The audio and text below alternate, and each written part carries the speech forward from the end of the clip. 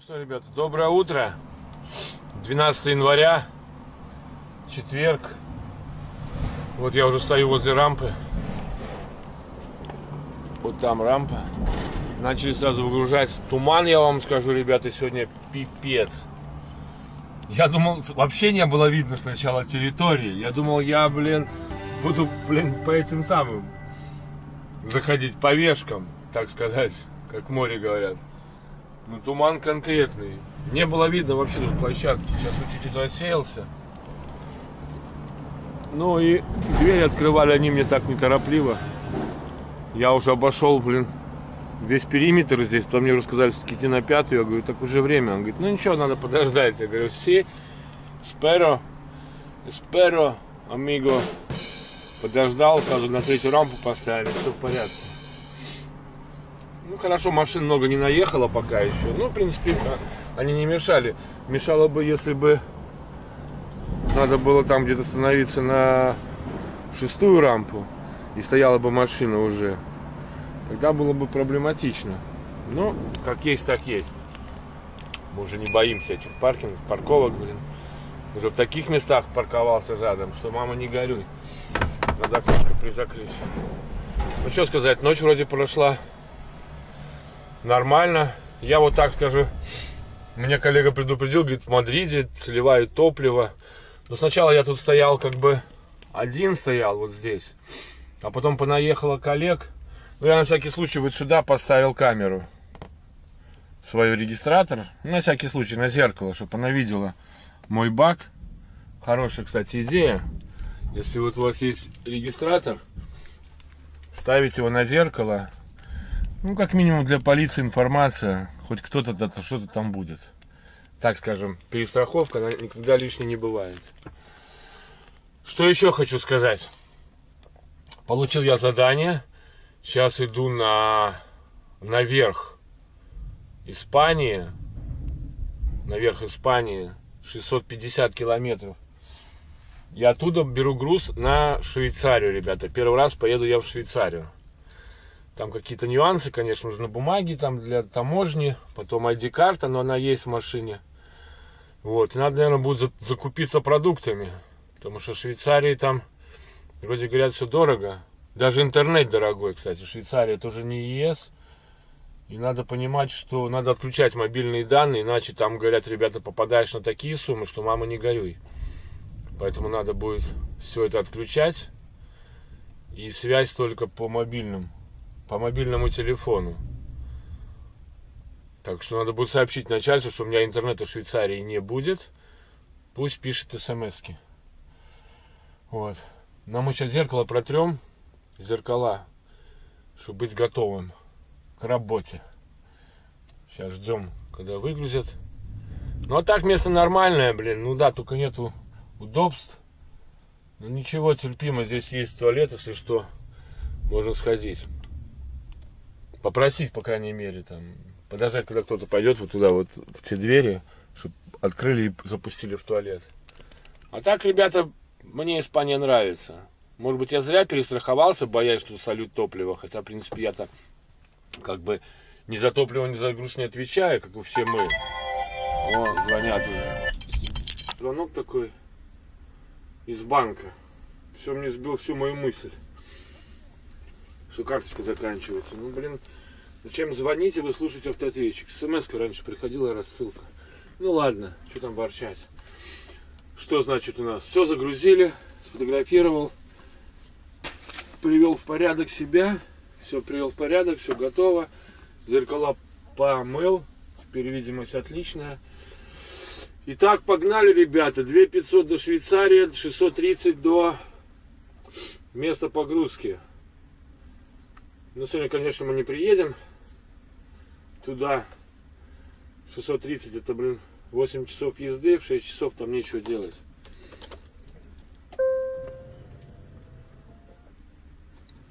Что еще? Ну все, быстро, короче, выгрузили, вообще, Спасибо, mucho bueno, mucho gracias. А мы продолжаем наши рабочие будни, ребята. Погнали в туман. Пока Как видите, туманчик у нас тут.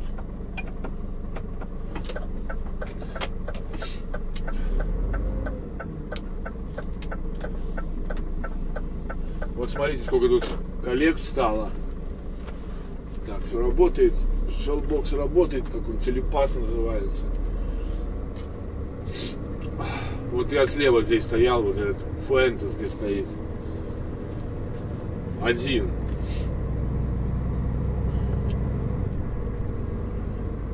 Это не открывает. Зачем?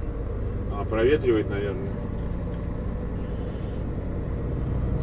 Бывает, когда груз там не особо важный или пустой, ребята открывают двери, чтобы тенты не резали. Но кому надо тенты резать, он и так режет. Неважно, есть груз у вас, нет, они просто смайлики тинг-штинг-штинг-штинг ставят такие. Хорошая, кстати, я скажу, промзона, так назовем ее. Места дофига, можно найти всегда, блин. Я думаю, что можно всегда найти, где притулиться. Я ее отметил обязательно у себя в этом самом. Куда он меня хочет обратно туда везти? Мне туда не надо, по-моему. Мне прямо и на выезд. Зачем мне туда налево?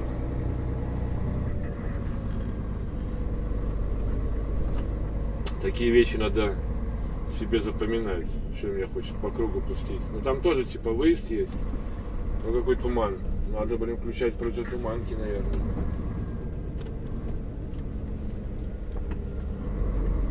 Что мы и сделали. Или проложить? Или проложи. Только зачем ты меня туда ведешь? Ничего не пойму. Что, не какая-то у меня еще, блин... Бля, нет, все. Этот сюда везет, этот туда. Мне, блин, как бы... Ну вот сейчас правильно повел. Конечно, направо. А что мне хочешь по круговой кругами тут ездить? Блин, мне это не надо.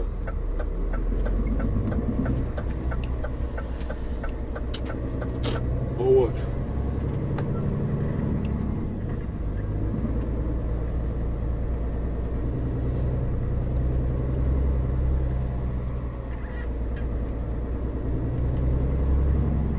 Тут он меня кругами хочет. Куда он меня хочет вывести? Ну да, вот так и надо перепрыгнуть. Что-то как-то что-то туман, блин, на улице. Не для GPS-ника же туман, правильно? Кстати, я пустой сейчас еду. Это экономия топлива сейчас будет. Блин, ну 630 километров пустым. Конечно, блин.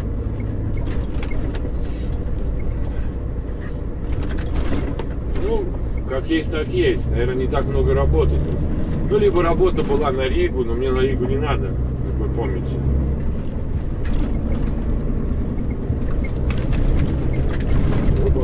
Оба-на, разогнались. Дорога-то не ахти. Не надо так прыгать нам. В принципе, это пригород Мадрида. Потому что до Мадрида, до центра, отсюда 36 километров, я смотрел вчера.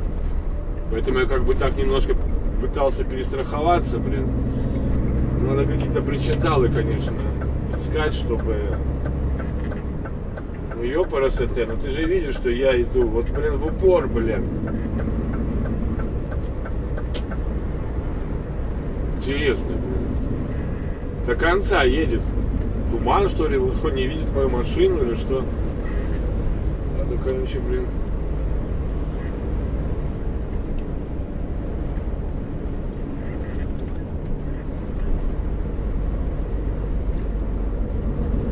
Что-то я не пойму, а почему? Ладно, включим, что она там горит. Потому что, наверное... Да нет, все в порядке. Ну, задние тоже включили противотуманки на всякий случай. Хотя, ладно, выключим. Кто знает, я там по Испании с противотуманками. Можно тут ехать, нельзя? Ну, днем-то можно, ночью, может быть, нельзя. Это такое, это ненормально, блин. Где-то мне кто-то говорил, что противотуманки нельзя. Нельзя противотуманки без ближнего света, да, где-то в какой-то стране. Поэтому надо какую-то причиндалу, типа труп на горловину ставить, чтобы опускать этот самый трейлер. Но тогда надо все равно эту самую ставить, какую-то цепь, замок на ручку, чтобы не поднимали прицеп. Вот. Опять направление Мадрид. Погоди, я надеюсь, что через Мадрид я не пойду. Не надо через Мадрид, мы его в баню. Нет, это только генеральное направление на Мадрид, все правильно.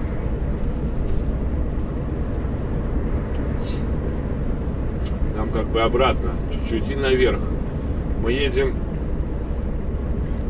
как-то там город называется, но он находится, короче, на мысе.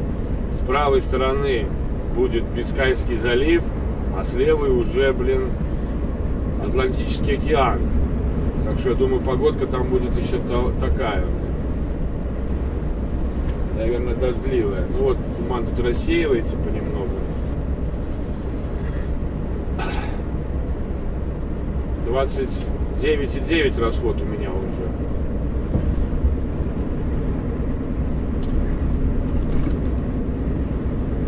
Ну, интересно, в горах.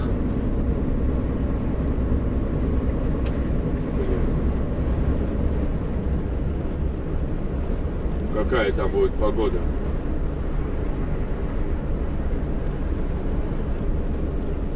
Вот это Мадрид, кстати, вот, ребята.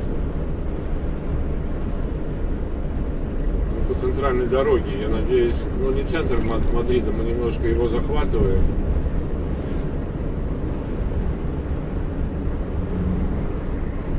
Конечно, не хочется туда влазить. Но там прямая дорога, магистраль идет, 4-я. Так нарисовано, по крайней мере, у меня на карте, что 4-я. Еще какой-то пригород Мадрида, Валдеморо, в центр. Нам в центр точно не надо, правда? На 26-ю мы не пойдем. Так что ничего тут страшного нету. Может быть, там на банах, там на этих самых сливает топливо, на заправках, как он сказал мне. Хотя я не знаю, Я вот стоял на заправке в Испании, она говорит, нет, здесь нет проблем, но бандито, но мафия. Очень все спокойно. Ну, тогда, когда я в прошлый раз стоял. Ну, конечно, это все, пока тебя это самого не коснется. Просто лишние переживания никому не хочется испытывать, правда, Все-таки, лучше проснулся, заснул, проснулся, чтобы все в порядке было. И с тентом, и с грузом, и с топливом. Когда настроение хорошее. Кстати, погода, смотрите, туман рассеялся, и все супер. Супер-пупер, так скажем. Вот по этой дороге по прямой мы и выскочим. И погоним дальше.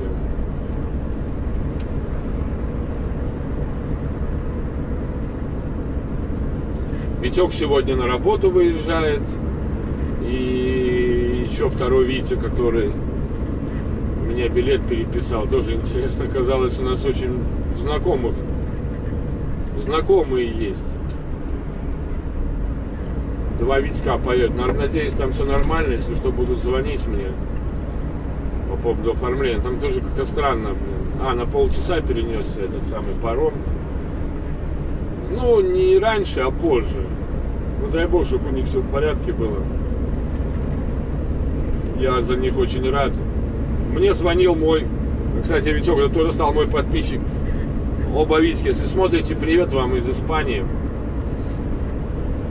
Мой подписчик и знакомый коллега бывший, который тоже по моему каналу пришел в Хестеркамп, Арвид такой. И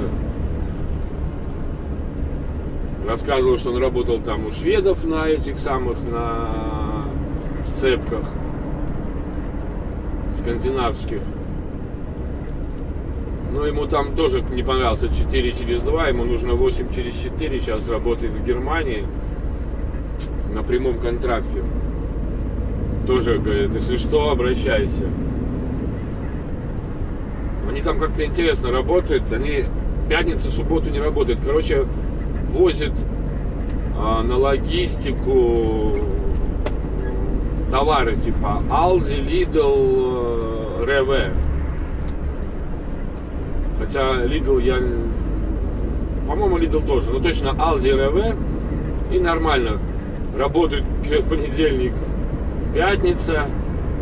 Есть база. Но живут в машине. На базе есть и стиральная машина, и душ, и туалет, и столовая. Но нету Wi-Fi. Все у него нормально. Слава богу, говорит, если ты меня смотришь, привет тебе, дружище.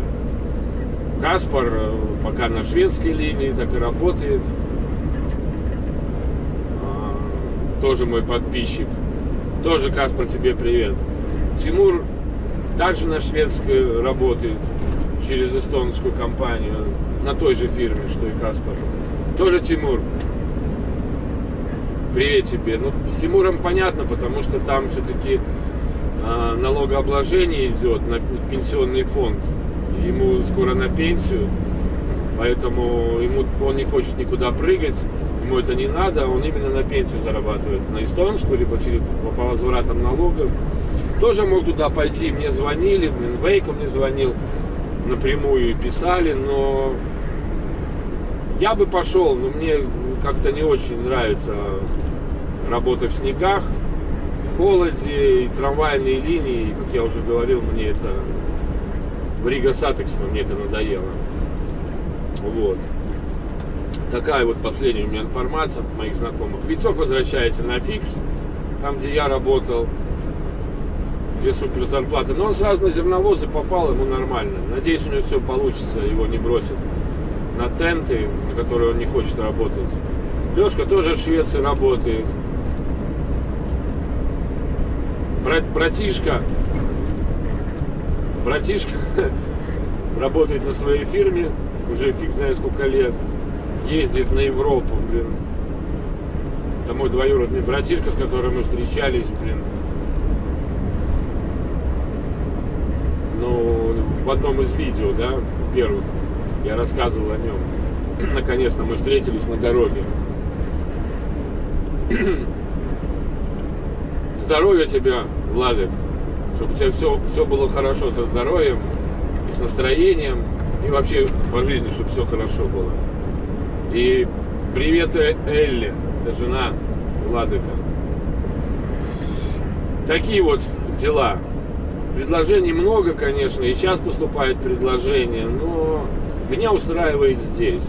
Есть вопросы по страховке, конечно, надо их просто узнать, чтобы быть в курсе, что там с медицинской страховкой в Европе, как минимум. Потому что ничего не подписывал, тоже надо будет узнать, уточнить, потому что страховка это очень важная штука, как для себя, так и для семьи, если, не дай бог, что-то случится.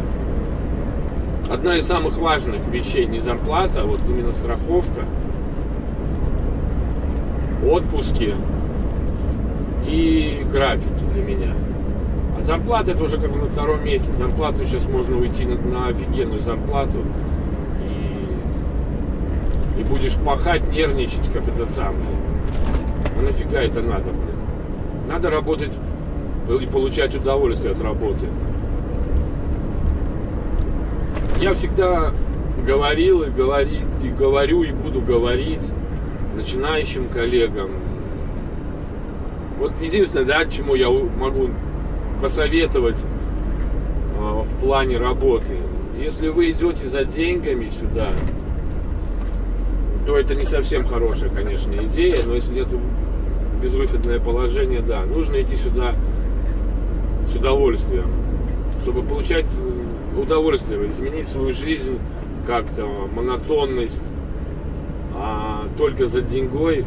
Не, деньги это важная часть, финансы, конечно, если семья большая,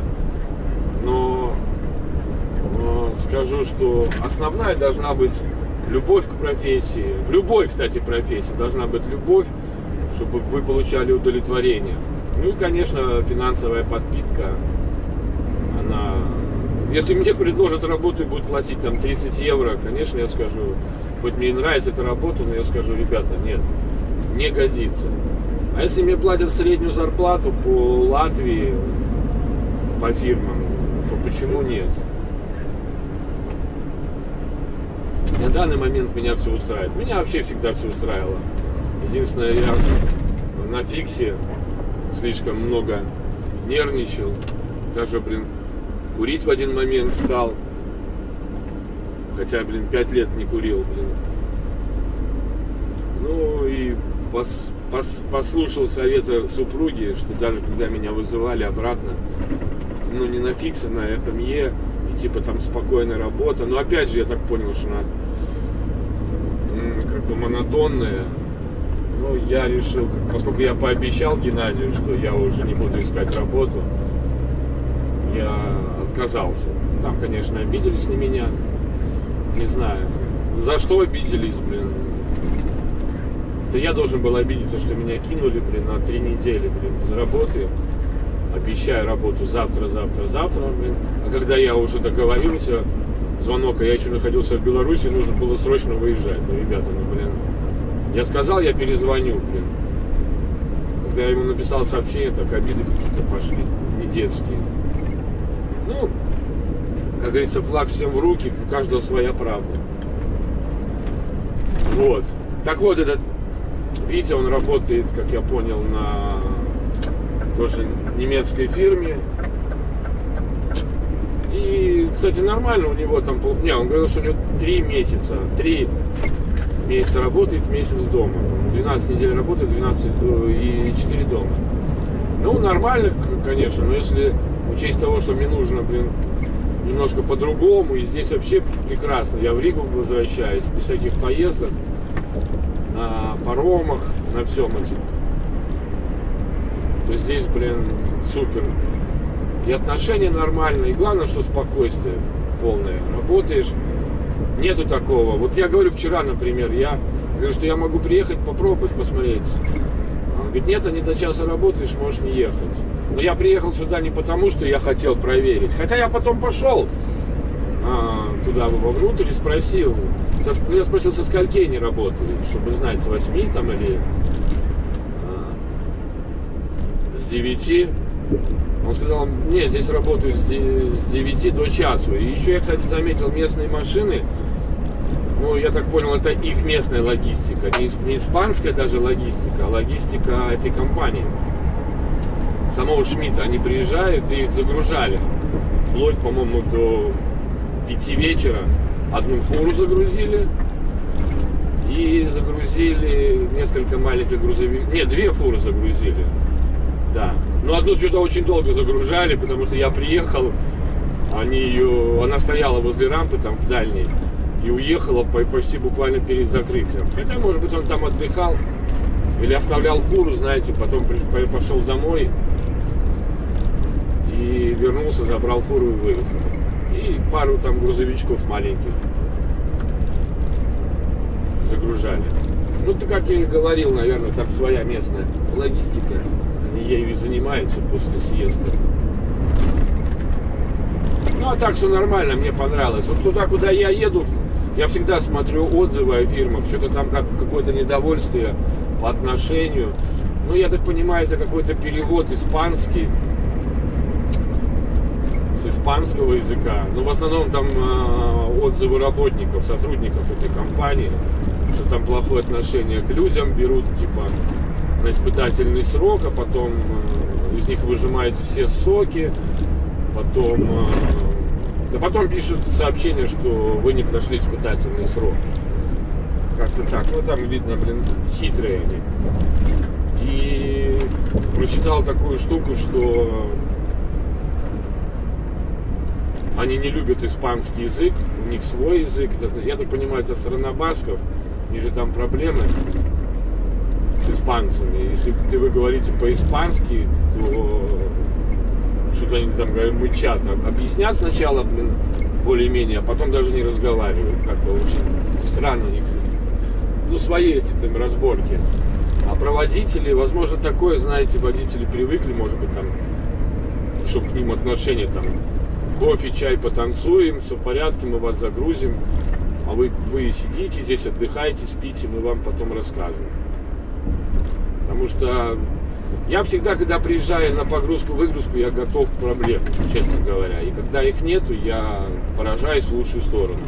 А некоторые водители, может быть, это и правильно, наоборот, они думают, что сейчас им тут будут красную дорожку постелят, что их ждали тут всю жизнь.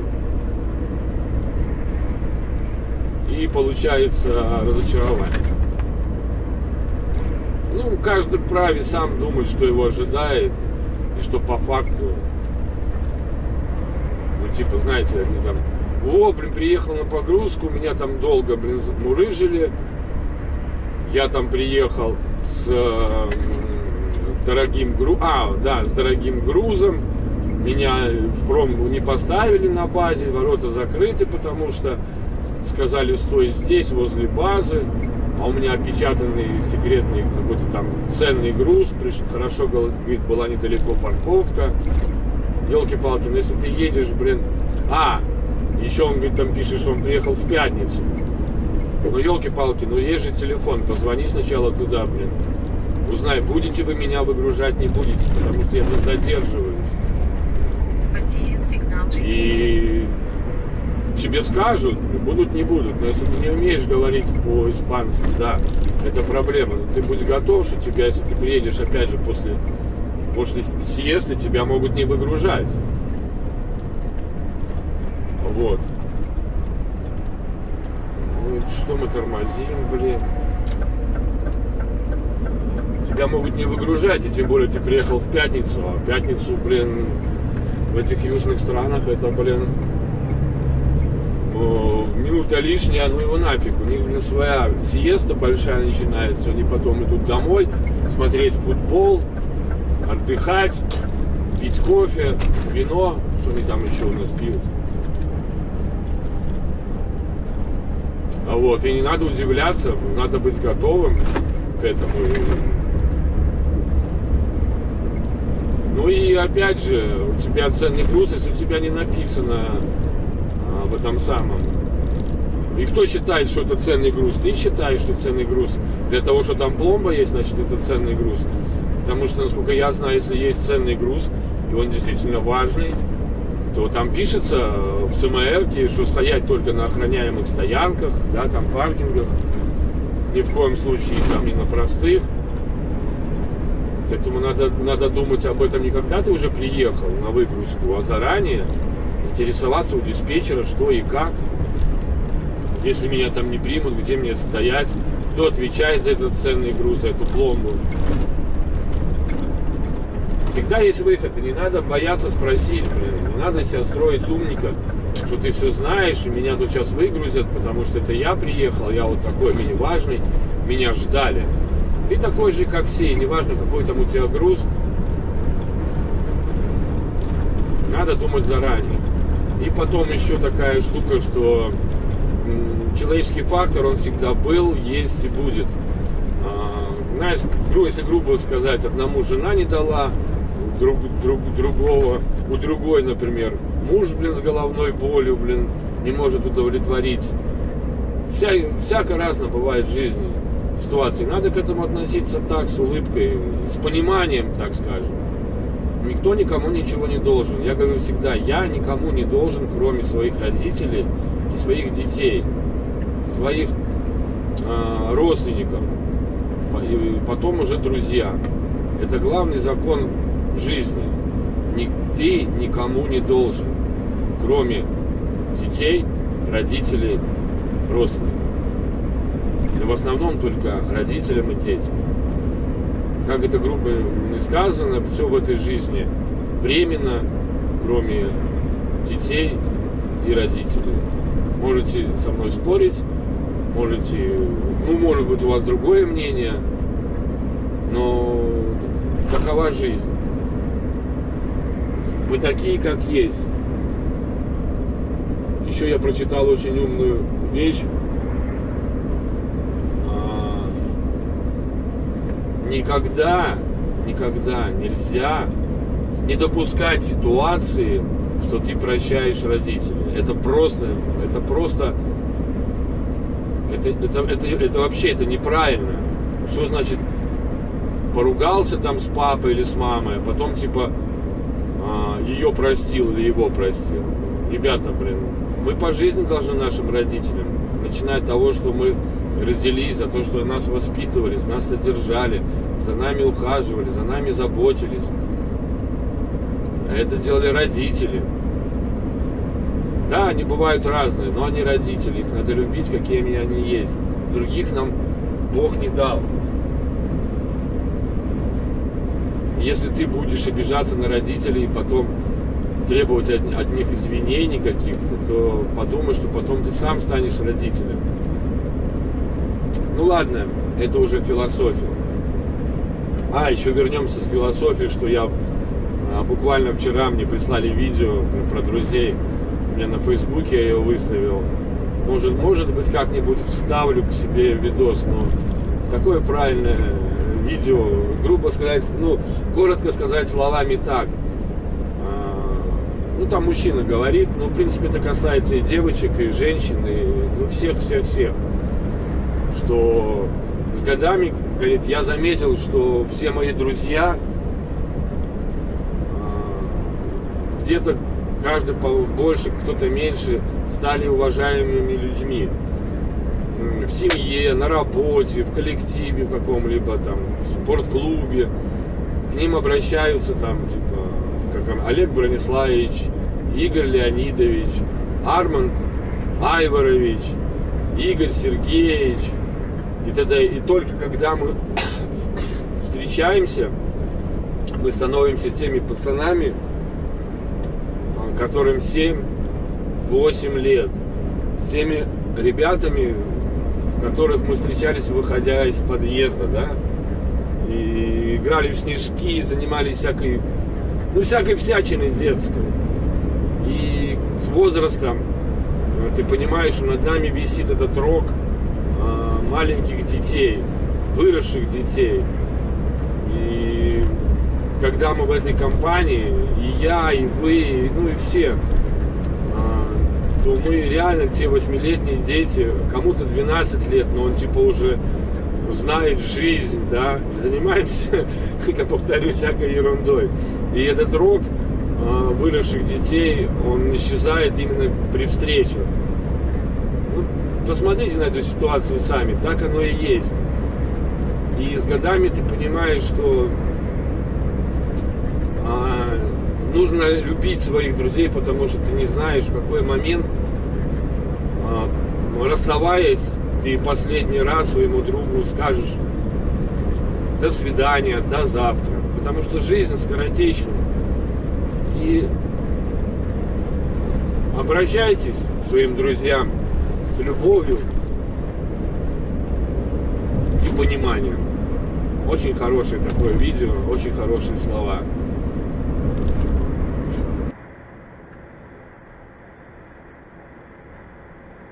Однажды я ясно понял, что все мои друзья, каждый на своей работе, уважаемые люди. К ним обращаются по имени-отчеству. Виктор Николаевич, Сергей Анатольевич. Дети говорят им дядя. Знаете, дядь Леш, дядь Вить, уважаемый Рафаэль Хайдарович, доброго дня и так далее. Но когда мы вместе, эти уважаемые дядьки становятся детьми из моего двора, которых я встречал, когда выходил гулять. Нам всем становится 7-8 лет. Кому-то 12, он все понимает уже в жизни и учит других. И теперь я часто думаю, что мы все просто постаревшие дети. Заклятие это снимается только когда мы вместе. Но чем больше седых волос на голове моих друзей, тем больше я начинаю их любить и беречь. Никогда ведь не знаешь, когда мы попрощаемся до завтра в последний раз. Не нужен какой-то повод, чтобы сказать другу, как ты его любишь или как он тебе дорог.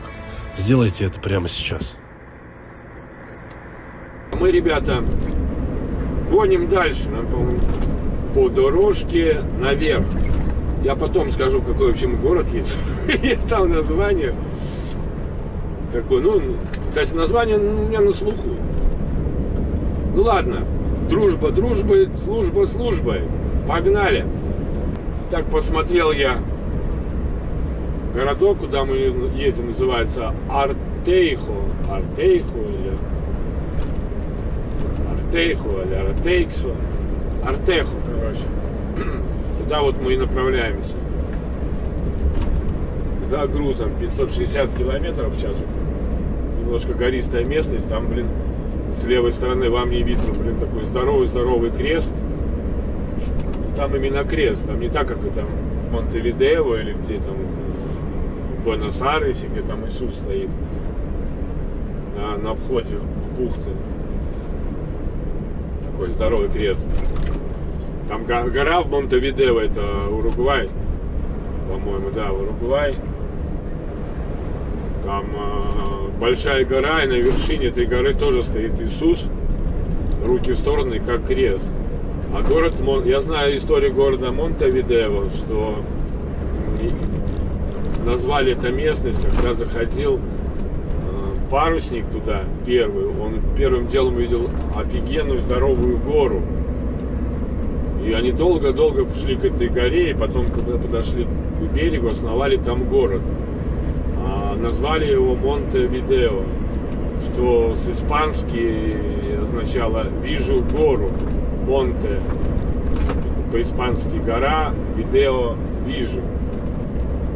Да, ну по-английски mountain, да, там гора. Видео, да, это вы понимаете, что означает слово видео. И не аудио, а видео. Вот, ну там красиво, конечно. И в Буэнос-Айресе тоже. Вот мне не посчастливилось. Я уже там побывал в те времена постсоветского времени. А в советское время, когда наши суда заходили туда, в эти... Вообще за границу, когда заходили, очень часто профсоюзы... Ну, короче, там была такая штука, чтобы мы там... Чтобы моряки не страдали ерундой, были экскурсии бесплатные. И вот у меня ребята были там на этой горе, возле этого Иисуса, говорит, блин, красотища офигенная, блин, вид обалденный. Все это бесплатно. Но вот впереди горы, вижу, справа в тумане, в дымке, слева вроде нормалек все. Ну, посмотрим. По дороге буду показывать. Если вам интересно, смотрите, не отключайтесь.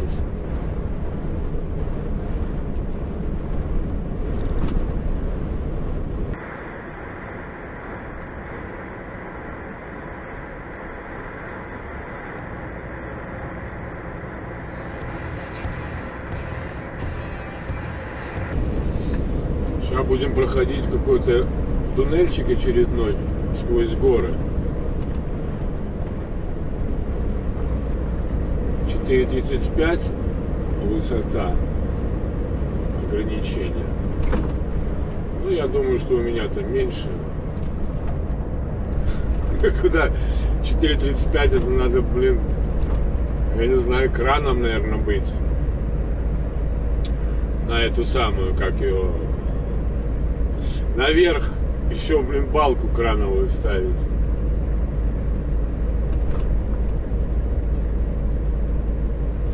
Тут еще скоростной режим, что-то пукает мне этот.